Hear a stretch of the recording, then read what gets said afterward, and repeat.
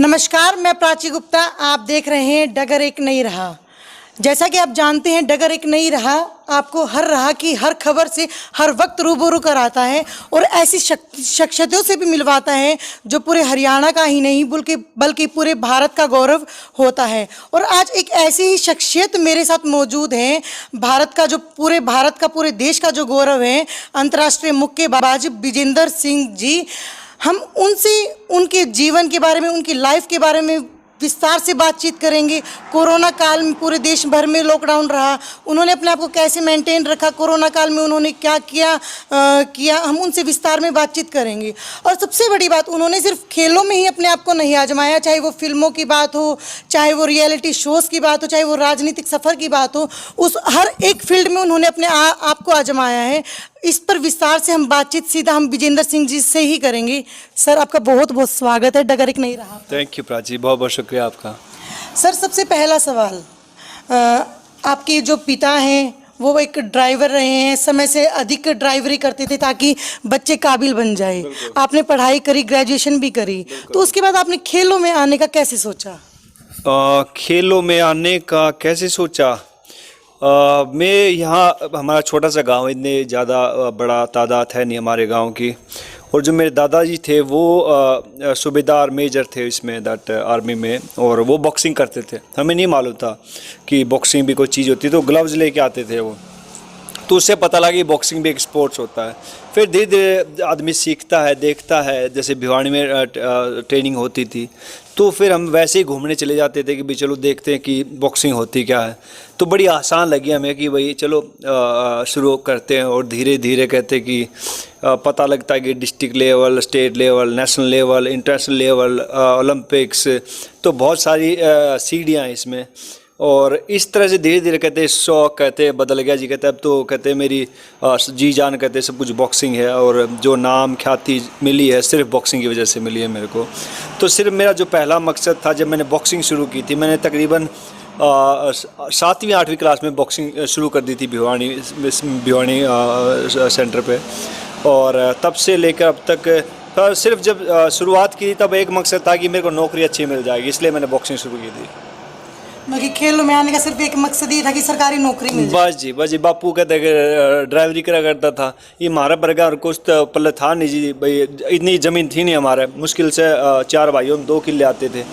तो भैया वो सरकारी नौकरी दिखाया कर दी, चलो सिपाही तो मिल ही जाएगी। मैं क्या कहीं बॉक्सिंग करी तो इसलिए मैंने बॉक्सिंग शुरू की कि भैया मेरे को जॉब मिल जाए, मेरी घर की एक जो सिक्योरिटी है वो कंप्लीट हो, दैट्स इट। ये मेरा एम था उस टाइम पे। आपको सरकारी नौकरी भी मिली, आप डीएसपी भी बने। बिल्कुल। मतलब कि जब एक एम हम स्टार्टिंग में लेकर चलते हैं, वो हमारा एम पूरा हो गया, फिर हमने वो छोड़ दी। जी, एक एम होता है ना, तो एम मैं हमेशा ये बोलता हूँ कि ज़िंदगी में एक एम नहीं बनाना चाहिए, एक पायदान होते हैं उस चीज़ के। भैया एक एम हासिल कर लिया, उसके बाद दूसरा व्हाट नेक्स्ट, तीसरा व्हाट नेक्स्ट। ये लोग पूछते हैं कि भाई अल्टीमेट ड्रीम क्या है? Ultimately Olympic medal. अच्छा बेटी, ओलंपिक मेडल जीत गया, ना व्हाट? अभी और भी बहुत सारे सपने होते हैं, ज़िंदगी बहुत बड़ी होती है।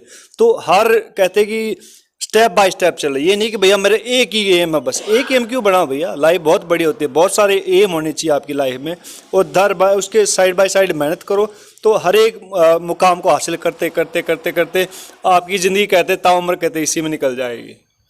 तो डीएसपी की नौकरी छोड़ने का क्या मन, उसके बाद आपका क्या मन था कि किस जी? डीएसपी की नौकरी तो मेरी आई थिंक 3rd नौकरी थी। पहले मेरी नौकरी थी जी रेलवे में। मैं जयपुर NWR में था, वहाँ मैंने टीटी की नौकरी की, हेड टीटी था मैं वहाँ पे। और 2005 में हमने ज्वाइन की थी, और 2007 में मैंने छोड़ दी थी। इंस्पेक्टर अम्बाड़ा में ज्वाइन किया था, जब हुड्डा साहब ने सबको इंस्पेक्टर की जॉब दी थी, और तब इंस्पेक्टर बना। तो फिर मैं एक दिन, ये वैसे बात बताई नहीं मैंने किसी को, अभी तक किसी भी न्यूज़ चैनल पे भी नहीं आई थी। तो हम मधुबन में हमारी वो होती थी जी, जहाँ वो होते रिकॉर्ड वगैरह होता है, मधुबन पुलिस एकेडमी है वहाँ पे। और तब मैंने देखा भाई इंस्पेक्टर की तो अलग थी। उस टाइम डीएसपी भर्ती करे थे, ममता खरब, जोगिंदर शर्मा, और एक और थी गीतिका जाखड़। हमारी परफॉर्मेंस भी उनसे ज़्यादा ही थी, लेकिन वो डीएसपी हम इंस्पेक्टर। तो मैंने देखा भाई इंस्पेक्टर के जो बैरक थी वो कंबाइन होती थी, डीएसपी को एक रूम मिलता था, एसी रूम होता था, अटैच लैट्रिन बाथरूम। तो मैं ये किसको मिलती है ना भैया, डीएसपी को मिलती है। मैं कहा अच्छा भाई, मैं चल ठीक है, मैं डीएसपी बन के आवाएंगे हम भी, उससे पहले आते ही नहीं। तो वो कहते भाई क्या पता ऊपर वाला खुदा ने सुन ली, ऊपर वाला भगवान ने सुन ली। तो जब मैं आया तब मैं उस मधुबन सेंटर में मैं डीएसपी बन के आया जी उस टाइम पे। तो कहते सब मेहनत की वजह से मिली, और मेरे को गुमार नहीं है। कहते मेरी दादी हमेशा कहती थी भाई नौकरी तो कहते नौकर करता है। तो मैं कभी नौकरी मैंने कभी बिलीव किया है नहीं भाई नौकरी करनी है मेरे को।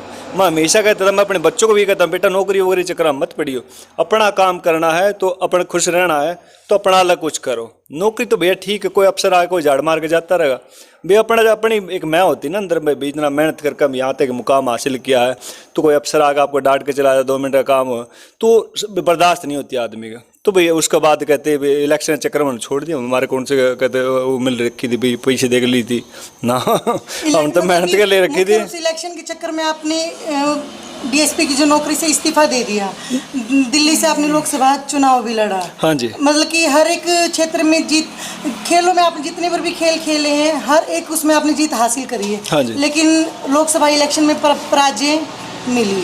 मैं पराजय नहीं मानता प्राची जी, बिकॉज पराजय वो होती है जो हार मान के बैठ जाता है भाई ना भाई बस अपन तो हार लिया, आपा नहीं करते ना भाई। क्यों भाई, तो अनुभव था मेरा। आई एम जस्ट कहते कि लाइक 1 साल पहले 33 साल का वो था जब मैं, तब मैंने कभी इलेक्शन लड़ा था। तो ठीक है, सो एक कहते बाप दादा ने कदे इलेक्शन का नहीं, सरपंच का चुनाव लड़ा नहीं, उसका बेटा एक ड्राइवर का बेटा जाकर मेंबर ऑफ पार्लियामेंट का चुनाव लड़ा है। तो इसमें भी एक बहुत बड़ी एक बात होती है, मैं नहीं मानता कि छोटी बात होती है, बहुत बड़ी बात होती है। और लड़ा पे अपने दम पर लड़ा। हार जीत तब होती है जब आदमी हार मान के बैठता ना भाई अगली बार फिर आ रहा, चलो भाई आज झड़का के एक बार नो करके आ जाओ, अगली बार फिर चुनाव लड़ने की पूरी व्हाई नॉट, क्यों नहीं जी, और क्या व्हाई नॉट। तो सबसे बड़ी बात ये है कि आपने दिल्ली से लोकसभा इलेक्शन का चुनाव लड़ा, आपने हरियाणा से क्यों नहीं लड़ा? अब की बार हरियाणा आजमा लेंगे जी। आपने खेलों में अपने आप को आजमाया, आपने राजनीति सफर में भी आजमाया, उसके बाद आप फिल्मों में भी आए, आपने अक्षय कुमार के साथ फगली से मूवी से डेब्यू भी करा। बिल्कुल। तो मूवी में आने का क्या मतलब कि आपका एक नजरिया रहा कि आपको मूवी उस क्षेत्र में आपने अपने आप को कैसे आजमाया? जी हरियाणा वाला में थोड़ी एक मरोड़ सी हो भाई, अपना अपने को कहते हैं घाट नहीं मानना कर है ना, आप भी नहीं मानते होगे, आपके भाई भी नहीं मानते हैं, राइट। तो किसी ने घाट नहीं मानना कर। जब आया तो मेरे पास ऑफर ला भाई फिल्म करेगा, माँ भाई कर लें, कौन सी मारे पैसे लाग गए, पैसे दे और गए हो तुम्हारे दें। तो मैं चलो वैसे करते करते हमने फिल्म भी कर ली। और जब क्या करते, जब कहते कि मेरे कोच गिला हमारी बड़ी वो आया करते, मेरे कोच थे, तो कहते ओ तू जा तू कत्थे फिल्मा च काम करना तू ये वो। मैं कोच साहब देखना, मैं ये उस टाइम पे जब मैं पहली बार पटियाला गया था तब मैं बोलता था मैं कोच साहब फिल्मों में काम करूँगा मैं देखना। उन्होंने तो मेरे गालियाँ देता तू जा तेरे जैसे बहुत हैं ये वो। बट जब फिल्म मैंने कंप्लीट करी और प्रीमियर था उसका पटियाला में, मूवी देखने गया, उसको मैं कोच साहब टिकट ले लो मेरी फिल्म लग रही है, मैं ज़्यादा देख का आई हो। तो ये पंगे लेने की आदत बचपन से है जी। वो एक एटीट्यूड हमेशा रहा है, सब हाँ सब में रहना होता है। हरियाणा वालों किसी से पूछो, किसी लड़के से, यहाँ 10 लड़के और बैठे हैं, किसी से पूछना भाई फिल्म में काम कर रहे, हाँ भाई क्यों नहीं कर रहे हैं, क्यों नहीं, कौन सा हमारे कहते झाड़ लगा रहा है ये नहीं कर रहे हैं, कर रहे हैं क्यों नहीं करेंगे। अच्छा विजेंद्र जी, एक जो चीज़ है ना वो ये देखी जाती है कि जितने भी जो खिलाड़ी होते हैं जिन्होंने देश के लिए ओलंपिक मेडल जीता है, देश का नाम रोशन किया है, उसके बाद वो खेलों को छोड़कर राजनीति में आते हैं, चाहे वो बबीता फोगाट हो, चाहे योगेश्वर दत्त हो, चाहे वो कृष्णा पुनिया हो। मतलब कि हर कोई राजनीति में अपने आप को आजमाता है। तो क्या देश सेवा खेलों में रहकर नहीं की जाती? देखिए जी, राजनीति में बहुत गंद है, हर एक लोग बोलता है, राइट, आप भी मानते हैं, लेकिन इस गंद को साफ कैसे करें, ठीक कैसे करें। अच्छे आदमी जाएंगे, मैं कोई भी हो चाहे किसी भी पार्टी का, लेकिन जो खिलाड़ी आदमी है वो दूसरे राजनेता हैं या दूसरे अफसर उनसे बहुत अच्छा होगा, उसके अंदर एक इंसानियत नाम की चीज़ होती है, वो ज़रूर होगी। तो आप सिस्टम को गाली देना बड़ा आसान है, लेकिन सिस्टम को ठीक करना बड़ा मुश्किल है। तो अगर आपको ठीक करना है तो आप प्लीज़ राजनीति में ज़रूर आए। और एक भगत सिंह ने एक बात की, जब तक इस देश का युवा राजनीति में नहीं आएगा इस देश का कभी भला नहीं हो सकता। गाली देना बड़ा आसान, आप भी मैं इस चैनल लगाओ भाई सरकार ने ये कर दिया वो कर दिया, भैया तुम्हें दे दो तुम बन जाओ कहते कि सरकार, तुम देखो कैसे चलाओगे। तो भैया जब तक आप कहते कमी निकालोगे इस चीज़ में, लेकिन उसको ठीक कैसे करोगे? कमी निकालना तो बड़ा एक आसान काम है। एक छोटी सी कहानी नहीं थी, एक चित्रकार ने एक पेंटिंग टांग दी चुराहा पन्ना भाई इसकी गलती बताओ कितनी है। तो उसमें भाई सारी चित्रकारी तो गई भाड़ में, वो सारे ऊपर गोले गोले यहाँ चित्र करता यहाँ करते करता। तो चित्रकार बड़ा तंग हुआ भाई। तो अगले दिन उसने भाई गया अब क्या करा भाई। तो एक शाना सा आदमी था उधर गया, अल्लाह भाई तू इन पूछ भाई को ठीक कैसे करें। तो अगले दिन वो सेम पेंटिंग ला गया, अल्लाह भाई इसको ठीक कैसे करें ये बताओ। तो कोरी की कोरी पेंटिंग भाई सारे नुक्के नुक्की से ठीक कौन करता। तो गलती निकालना बड़ा आसान है किसी भी काम में, लेकिन उसको ठीक करना बड़ा मुश्किल है। तो क्या वो ठीक राजनीति में आने के बाद ही हो सकता जी ऑफ कोर्स कर सकते हैं आप, बिकॉज आपके पास बहुत सारी पावर होती है, बहुत सारी अथॉरिटीज होती हैं आपके अंडर। आप लोगों का एक नेतृत्व करते हैं, जो बहुत सारे लोग सुनते हैं, उनकी कहते हैं, अपनी जो आवाज़ होती है उसमें दम होता है। लेकिन सर एक बात ये होती है कि राजनीति में आके तो बदलाव होता है, लेकिन जब हम और मतलब कि जो देखते हैं कि जिन्होंने खिलाड़ी बनने का एक सपना देखा है, ओलंपिक तक जाने का जो एक सपना देखते हैं, उनको ये होता है कि भाई हमारे जो देश के जो खिलाड़ी हैं वो खुद खेल छोड़कर मतलब कि और क्षेत्र में आजमा रहे हैं, आज क्षेत्र में आ रहे हैं। खेल कैसे छोड़ दिया, कैसे खेल की वजह से उनको मुकाम मिला है। नहीं तो खिलाड़ी का ये थोड़ी ना मतलब एक थोड़ी ना भाई मैंने बॉक्सिंग करी तो मैं बॉक्सिंग तक की सीमित है। क्यों भाई, मेरे भी अंदर विचार है, मेरे को मालूम है क्या सही है क्या गलत है, राइट। तो उस विचार को आप कैसे निकालोगे, उसको बताना तो पड़ेगा भाई मैं क्या सोच रहा हूँ। एक खिलाड़ी नहीं भाई हाँ 1 2 1 2 1 2 ये सिखाना, हाँ भैया सिखा दिया मैंने सीख लिया, ठीक है भाई तुमने सिखा दैट सर। लेकिन जो समाज भी तो एक बहुत बड़ा दायरा होता है ना, समाज को जो गलतियाँ चल रही हैं, जो कमियां हैं, उसको ठीक कैसे करोगे। ठीक है स्पोर्ट्स तक ठीक है, स्पोर्ट्स में मैं आज ही मैं फेसबुक लाइव पे बोला था कि भैया हम एक बॉक्सिंग एकेडमी करेंगे जिससे भाई लोगों को सिखाएं भी गए भिवानी में बहुत जल्द। और स्पेशली मैं अपने गांव से शुरुआत करूँगा इस बॉक्सिंग एकेडमी की। मैं नहीं चाहता कहीं दिल्ली या कहीं और करूँ, लेकिन एक सेटअप बढ़ाऊँगा मैं गाँव में कि जहाँ भाई सिर्फ बॉक्सर आकर ट्रेनिंग भी करें, और जब मैं आऊँ तो मैं भी ट्रेनिंग करूँ। तो एक जब आप राजनीति में आते हैं तो आपका दायरा बहुत बढ़ जाता है। एक क्षेत्र के लोगों का समूह का एक आप नेतृत्व करते हैं, और जो भी उनकी कहते हैं बुराइयां हैं, चाहे स्पोर्ट्स में है, चाहे मेडिकल में है, चाहे पुलिस में है, वो सब ठीक कर सकते हैं। तो आप गांव कालवास में एकेडमी खोलने जा रहे हो? हाँ जी, विद इन लाइक 1-2 साल दे दो मुझे भी, कुछ 1-2 मैच और रह रहे हैं मेरे बॉक्सिंग के, तो वो कर लूँ उससे पहले, उसके बाद मैं करूँगा। उसके बाद आप यहाँ मतलब कि हाँ प्लानिंग है। से आप बॉक्सिंग एकेडमी? हाँ मैं प्लानिंग है, बिकॉज मेरे गांव से ही तकरीबन मेरी बॉक्सिंग मेडल आने के बाद तकरीबन हमारे 70 बच्चे वो सरकारी जॉब में हैं। उनमें से 4 या 5 NIS करके आगे डिप्लोमा कोर्स कर रहे हैं, कई पुलिस में है, कई आर्मी में है, कई रेलवे में है। तो मैं सोचा कि भाई इतने गांव ने इतना दिया है तो भैया एक बॉक्सिंग एकेडमी तो बनते हैं भाई, यहाँ का ट्रेनिंग कर लें भाई, कुछ नहीं और नहीं तो। सर एक चीज़ ये देखी जाती है कि जब हम खेलों में आगे बढ़ जाते हैं, ओलंपिक लेवल तक हम आगे बढ़ जाते हैं, तो हमें एक प्रोत्साहन राशि अच्छी मिल जाती है।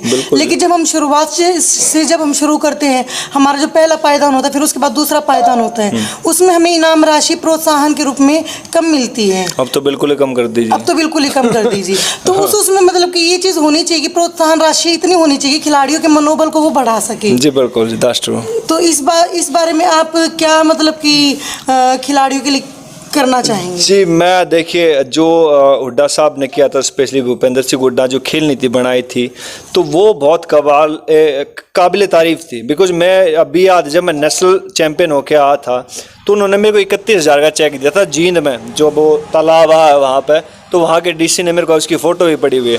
तो मेरे लिए 31,000 उस टाइम पे 2005 में बहुत बड़ी बात होती थी। तो स्पोर्ट्स मैन एक हम, मेरे बापू ड्राइवर था, ये तो घर ही बाद में बने, हमारा भीतर लगा रहा। अगर फेसबुक लाइव पर देखो तो अब आज ही दिखाया था मैंने कि मैं जहाँ पैदा हुआ था, तो एक बड़ा छोटा सा घर था, उसमें हम पैदा हुए थे, उसको 31,000 मिलना बहुत बड़ी बात होती है। एक लोअर मिडिल क्लास फैमिली से हम बिलोंग करके यहाँ तक पहुँचे हैं तो सिर्फ मेहनत के बल पर, और उनको पैसे मिल जाएं तो बहुत बड़ी बात होती है। उससे बड़ा कहते हैं उनको मदद और कोई हो ही नहीं सकती।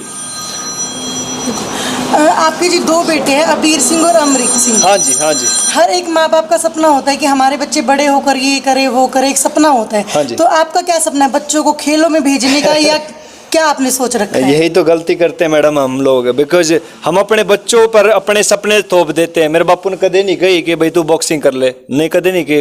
उन्हें कहा कि हाँ चल कोई ना, हार जीत तो नहीं लगे रहे, कोई ना हो जा, जो करना तू कर, तू अपने, हम तेरा सपोर्ट कराएंगे। तो जो भी उसका ड्रीम है, जो उनके सपने हैं, उनको आप बस सपोर्ट करो। उनको ये मत बताओ कि तू ये कर ले बेटा, तू ये कर ले। हाँ ऑप्शन दे दो भाई, तुम्हें जो पसंद करना तुम कर लो। तो गलती हमारी यही है कि भैया हम अपने जिम्मेदारी पे, मैं नहीं कर पा, तू बेटा तू कर दे। तो भैया उसके कुछ अलग सपने होंगे, बच्चा क्या है, ऐसे थोड़ी ना कि आप अपनी जिम्मेदारियां उसके ऊपर थोप दो तो उसके कंधा तो वैसे ही झुक जाएगा इन चीज़ों से।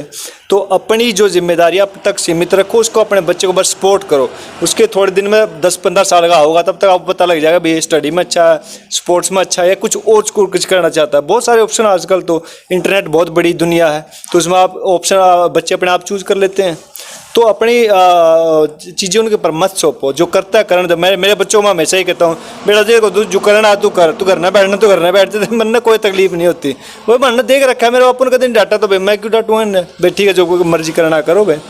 बिल्कुल जी बिल्कुल, यही होना चाहिए। और यही होना चाहिए। आई थिंक मैं बच्चों को यही बोलता हूँ। एक बार लिफ्ट में जाने लग रहे थे तो ये बात होगी जी गुड़गामा की, तो वहाँ तो सारे आई फाई हैं, oh my god your son, मैं yes he is my son, I think he look like he doing boxing like you are a boxer, तो I hope he will join boxing too. मैं पूछा, मैं वाह मैं क्यों, मैं मेरा बापू ड्राइवर था, मैं ड्राइवरी करी। No why you are so angry, मैं दैट्स द ओनली प्रॉब्लम। बच्चे को तुम पहले ही वो करने लगे तो बॉक्सिंग कर क्यों करेगा भाई, बॉक्सिंग जो करना है इसका काम वो करेगा, पढ़ाई में क्या पता अच्छा निकल जाए और कुछ कर ले, तो मेरे तो बॉक्सिंग क्यों करेगा मैं क्या। बिल्कुल जी बिल्कुल। तो यही मेरी एक लड़ाई होती है हमेशा, कदे किसी भी उससे आदमी से जो उसको दिल करता है कर लेगा भाई। देश भर में लॉकडाउन रहा है, कोरोना काल चल रहा है, तो उसमें विजेंद्र सिंह ने अपने आप को फिट कैसे रखा, कैसे वो तैयारी उन्होंने घर रहकर की? जी ट्रेनिंग कर लेते हैं हमारी मोटी जी, बस उससे बॉक्सिंग के, और हमारा तो कुछ है नहीं, तो बॉक्सिंग की ट्रेनिंग में कर लेता था जी, बस उससे ही। सर अब दीपावली का त्यौहार आ रहा है और कोरोना काल की स्थिति चल रही है, तो आप डगर एक नई राह के माध्यम से आप डगर एक नई राह के दर्शकों को क्या संदेश आप देना चाहेंगे? जी आप बस पटाखे मत फोड़ें, पोल्यूशन बहुत होता है इस चीज़ से, और दिवाली तो वैसे एक फैमिली का त्यौहार है, कहते हैं अपने दिए जलाएं ज़्यादा, और वो भी कहते हैं आजकल तो ऑर्गेनिक चीज़ें बहुत आ गई, तो इन चीज़ों पे पटाखे वटाखे ना फोड़े, that's the only thing. Because जो दिल्ली के जो हालात है, जो आप किसान को बड़े आसानी से ब्लेम कर देते हैं, तो लेकिन इन चीज़ों के ऊपर ध्यान नहीं जाता कि जो दूसरी चीज़ें हो रही हैं, तो पटाखे ना फोड़ें, बस दैट्स द ओनली रिक्वेस्ट मेरी तरफ से है जी। तो ये थे मेरे साथ अंतर्राष्ट्रीय मुक्केबाज विजेंद्र सिंह जी, जिन्होंने बताया कि कोरोना काल में घर में रहकर उन्होंने कैसे तैयारी करी। हम आगे भी इसी कड़ी में आपको अलग अलग शख्सियतों से मिलवाते रहेंगे इसी कड़ी में, तब तक जुड़े रहिए डगर एक नई राह के साथ। अगर आप ये वीडियो फेसबुक पर देख रहे हैं तो डगर एक नई राह पेज को फॉलो करना ना भूलें। अगर आप ये वीडियो यूट्यूब पर देख रहे हैं तो चैनल को सब्सक्राइब करना ना भूलें। शुक्रिया।